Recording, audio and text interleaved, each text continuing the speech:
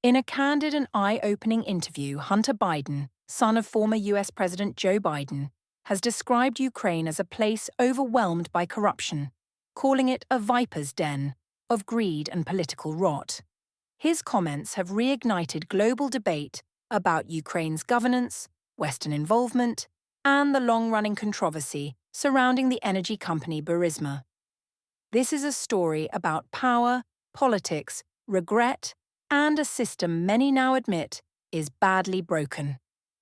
Hunter Biden joined the board of Ukrainian energy firm Burisma in 2014, at a time when his father was serving as vice president of the United States. The appointment immediately raised eyebrows around the world.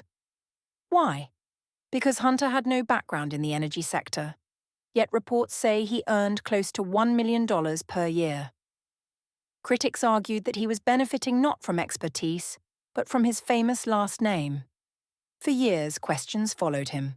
Was this influence peddling? Did his family's political power open doors? And what did this mean for Ukraine's already shaky reputation? Now, years later, Hunter Biden himself says he walked into something far darker than he ever imagined. I was naive. Hunter Biden speaks out. During an appearance on The Sean Ryan Show, Hunter Biden openly reflected on his time in Ukraine, and he didn't hold back. He admitted that accepting the Burisma role was a serious mistake, not because of illegal actions on his part, but because he underestimated the environment he was stepping into. According to him, Ukraine was riddled with deep-rooted corruption, describing the system as a kleptocracy, a place where wealth and power are routinely stolen by those at the top. He said the scale of corruption shocked him and remains staggering even today. This wasn't a polished political defense. It was a blunt confession. Hunter emphasized that his biggest regret wasn't personal embarrassment, but the political storm his role created.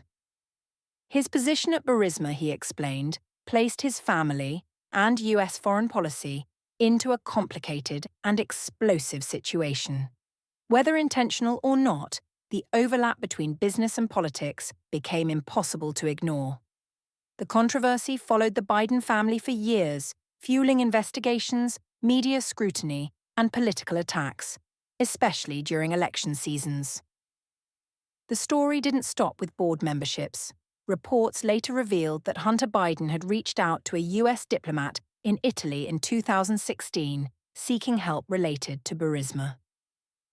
His lawyers insisted the request was appropriate and resulted in nothing concrete, but the optics added fuel to an already raging fire. Even more controversial was Joe Biden's own public admission that he pressured Ukraine to fire prosecutor Viktor Shokin, who was investigating Burisma at the time.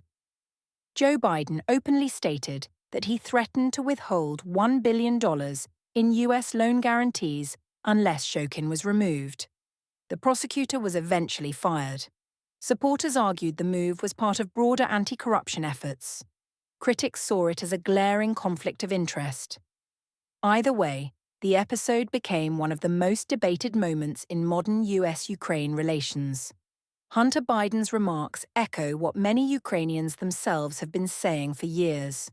Despite reforms and promises, corruption remains one of Ukraine's most serious internal problems. Surveys conducted this year show that nearly 80% of Ukrainians believe corruption is a major national crisis. The European Union has also been clear. Corruption is one of the biggest barriers standing in the way of Ukraine's hopes to join the bloc.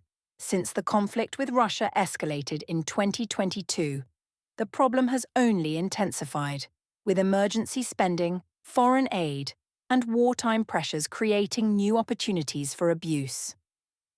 Hunter Biden's comments are powerful not because they are shocking, but because they confirm what critics, analysts, and even citizens have long suspected. When someone who personally benefited from the system turns around and calls it a viper's den, people listen. His words raise uncomfortable questions. How deep does corruption really go? How much Western money has been misused? And can Ukraine truly reform while under immense political and military pressure? These are questions the world can no longer afford to ignore. This is not just a story about Hunter Biden. It's a story about power meeting corruption, about good intentions colliding with harsh realities, and about the cost of political entanglements in fragile states. Whether you see Hunter Biden as a victim of circumstance or a willing participant, one thing is clear. His admission has added a new and dramatic chapter to an already explosive debate. And the conversation is far from over. If you want clear, powerful, and honest breakdowns of the biggest stories shaping our world, make sure to subscribe, like, and turn on notifications. Your support helps us bring you the stories others won't explain this clearly.